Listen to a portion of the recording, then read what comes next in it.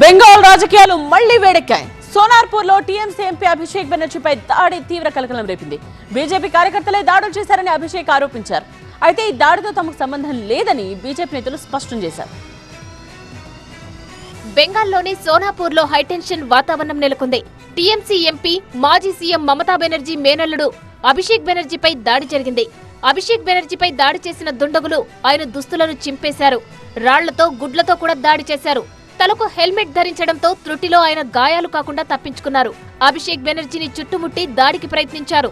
తనపై బెంగాల్ బీజేపీ ప్రభుత్వం దాడి చేయించిందని ఆరోపించారు అభిషేక్ బెనర్జీ. ఎన్నికల హింసలో చనిపోయిన తమ కార్యకర్తల కుటుంబాలను పరామర్శించడానికి వెళ్తుంటే దాడికి పాల్పడ్డారని ఆరోపించారు. దాడి జరుగుతున్న సమయంలో ఒక్క పోలీసు కూడా అక్కడ లేరని అన్నారు. ఈ ఘటనపై కోర్టును ఆశ్రయిస్తానని తెలిపారు అభిషేక్ బెనర్జీ. తనను చంపేందుకు కుట్ర జరిగిందని అభిషేక్ బెనర్జీ ఆరోపించారు. బెంగాల్లో బీజేపీ తెచ్చిన మార్పు ఇదేనా అంటూ ప్రశ్నించారు. ఎంపీలకే బెంగాల్లో రక్షణ లేదన్నారు. తమ కార్యకర్తలకు ప్రాణహాని ఉందన్నారు. బీజేపీ అధికారంలోకి వచ్చిన తర్వాత తమ নেতাలపై వరుసగా দাড়ুలు জరుగుతున్నాయన్నారు. রাজ্য পুলিশ প্রশাসনটা চালাচ্ছে কি বিজেপি? পুলিশকে বলার পরেও যখন আমরা বলেছি যে আমাদের কাছে ইনফরমেশন রয়েছে এখানে ব্যাংকুয়েট হলে বাইরে থেকে লোক নিয়ে এসে ঢুকিয়ে রাখা হয়েছে আক্রমণ করার জন্য, কোনো ব্যবস্থা কেন নেয়নি?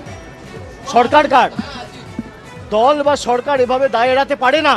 আমাদের কাছে হোয়াটসঅ্যাপের স্ক্রিনশট রয়েছে, এসপিকে বলা হয়েছে, আইসিকে বলা হয়েছে, তারপরেও একজন আসেনি।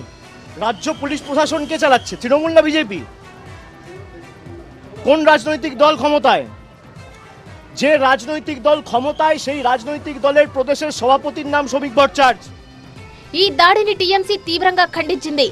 కావాలనే అభిషేక్ బెనర్జీకి సెక్యూరిటీ తొలగించారని, ఈ దాడి వెనుక కుట్ర ఉందని ఆరోపించారు.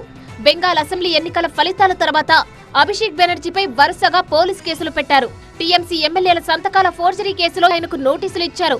అయితే అభిషేక్ బెనర్జీపై దాడితో తమకు సంబంధం లేదని బీజేపీ చెబుతోంది. కాంగ్రెస్ అధ్యక్షుడు ఖర్గే కూడా అభిషేక్ బెనర్జీపై దాడిని ఖండించారు.